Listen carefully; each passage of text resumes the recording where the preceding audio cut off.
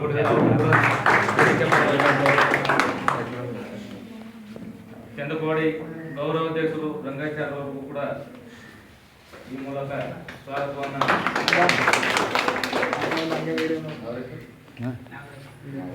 ಗ್ರಾಮದ ನಾಗರಾಜರು ಅವರಿಗೂ ಕೂಡ ಈ ಅಭಿನಂದನೆಯನ್ನು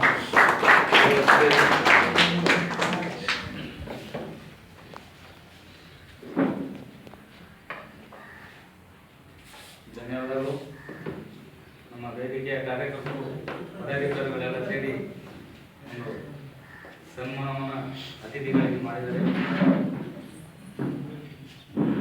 2016-17 ಸಾಲಿನ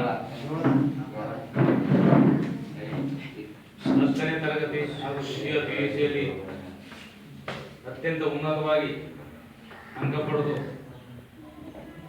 ಪಾಸಾಗಿ ಈ ನಮ್ಮ ಒಂದು ಜಿಲ್ಲೆಗೆ ಹೆಸರನ್ನು ತಂದುಕೊಟ್ಟಂತೆ ಎಲ್ಲರಿಗೂ ನಮ್ಮ ಧನ್ಯವಾದಗಳು. ಈ ಅತಿಥಿಗಳಾದ ಮೋಹನ್ ರವರು ಕೂಡ ಬಂದಿದ್ದಾರೆ, ಉಮೇಶ್ ರವರು ಕೂಡ ಬಂದಿದ್ದಾರೆ. ಇದರ ಬಗ್ಗೆ ಒಂದೆರಡು ಪ್ರತಿಭಾ ಪುರಸ್ಕಾರದ ವಿದ್ಯಾರ್ಥಿಗಳ ಬಡ ಕುಟುಂಬ ವಿದ್ಯಾರ್ಥಿಗಳು ಒಂದು ಸಾಧನೆಯನ್ನು ಮೆರೆದಿದ್ದಾರೆ. ಅವ್ರಿಗೂ ಒಂದು ತಮ್ಮ ಹಿತವಚನಗಳನ್ನ ಹೇಳಬೇಕು ಅಂತ ಮೋಹನ್ ರವರಲ್ಲಿ ನಾನು ಕೇಳ್ತಾ ಇದ್ದೀನಿ. ಸಭೆಗೆ ಆಗಮಿಸಿರುವ ಜಿಲ್ಲಾಧ್ಯಕ್ಷರಿಗೆ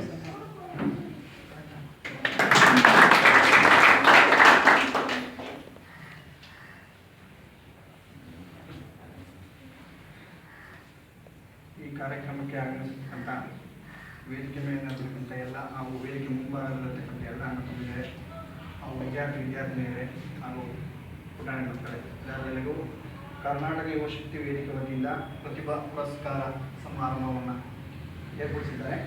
ಅದಕ್ಕೋಸ್ಕರ ಎಲ್ಲರಿಗೂ ಸ್ವಾಗತವನ್ನು ಬಯಸ್ತಾ ತಿಳಿದ ಮಟ್ಟಿಗೆ ಈಗ ಇವರು ಹೇಳೋದು SSLC ಮತ್ತು PUC ಮಕ್ಕಳಿಗೆ ಗ್ರಾಮೀಣಾಭಿವೃದ್ಧಿಯಲ್ಲಿ ಇದೇ ಮೊದಲನೇ ಬಾರಿಗೆ ನೀವು ಹೋಬಳಿ ಮಟ್ಟದಲ್ಲಿ ಮಾಡ್ತಾ ಇರೋದು ಇದೇ ಮೊದಲನೇ ಬಾರಿಗೆ, ಯಾರು ಮಾಡಿಲ್ಲ. ತಾಲೂಕು ಮತ್ತು ಜಿಲ್ಲಾ ಇದರಲ್ಲಿ ಮಾಡಿದ್ದಾರೆ, ಹೋಬಳಿ ಮಟ್ಟದಲ್ಲಿ ಯಾರು ಕೂಡ ಮಾಡಿಲ್ಲ.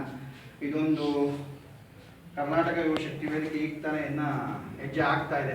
ಅದು ಕೂಡ ಮುಂದೆ ಆಗಲಿ, ಮುಂದೆ ಚೆನ್ನಾಗಿ ಆಗಲಿ ಅಂತ ನಾನು ಆಶಿಸ್ತಾ, ಮತ್ತು ಬಡ ವಿದ್ಯಾರ್ಥಿಗಳು ಹೇಳೋದಲ್ಲ ಅದೇ ರೀತಿ ಇನ್ನು ಮುಂದೆ ಕೂಡ SSLC ಮತ್ತು PUC ಮಕ್ಕಳು ಚೆನ್ನಾಗಿ ವಿದ್ಯಾವಂತರಾಗಿ ಚೆನ್ನಾಗಿ ಓದಿ ಒಳ್ಳೆ ಮಾರ್ಕ್ಸ್ನ ತಂದು ನಮ್ಮ ಊರಿಗೆ ಮತ್ತು ನಮ್ಮ ರಾಜ್ಯಕ್ಕೆ ಒಳ್ಳೆಯ ಹೆಸರನ್ನು ಮಾಡಿಕೊಳ್ಳಿ ಅಂತ ಹೇಳ್ತಾ ನನಗೆ ಅವಕಾಶ ಮಾಡಿಕೊಟ್ಟಂತ ತಮ್ಮೆಲ್ಲರಿಗೂ ವಂದಿಸಿ ನಮ್ಮ ಮಾತನ್ನು